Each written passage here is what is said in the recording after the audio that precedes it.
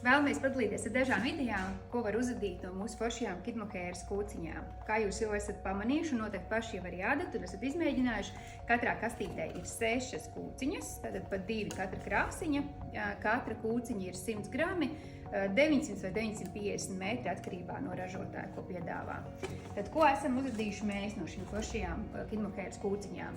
Šo jaciņas svēr, uzreiz pateikšu, 140 grami.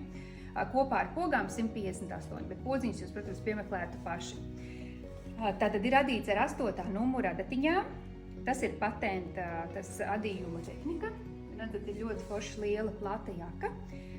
Kas saka, jūs varat adīt šaurāku, platāku, paši izdomāt, kā jūs vēlaties, bet vienkārši kā uzskatas materiāls, ko var panākt ar 140 gramiem mohēras. Es ikdienā valkāju izmēru ML. Tad šis ir oversize, es domāju, ka viņš brīnišķīgi izskatītos arī L izmēra valkātājai un pat XL.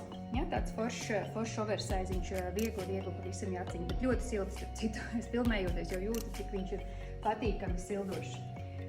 Tad no šīs pašas kastītes ir uzadīta arī cepurīte. Tā ir adīta 3 diedziņos un ar izmēra adatiņām 5. Un tad tāda oversize cepurīte, dubulta. Ja, jūs atkal varat adīt viņu ciešāk, varat adīt viņu blīvāk, varat adīt mazāku, lielāku. Tas ir jūsu, kā saka, vēlmju un gaumju jautājums, bet vienkārši kā uzskats materiāls. Un tad arī, kā es saku, 4 metrus garu brīnumu. Man ļoti patīk šis zefīriņš, šis ir vienkārši kaut kas fantastisks. Šī gan ir radīta ar 10. numura adatām, un te ir 4 metri, kā saka, skaistuma.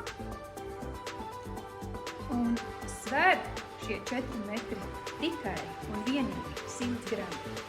Tas ir kaut kas vienkārši lielisks. Jūs varat uzadīt visu šo skaisto komplektiņu no šīs kastītes, un ne tikai. Jūs varat uzadīt arī šādu te džemperīti, saucamo zirnekļu adījumu, ja?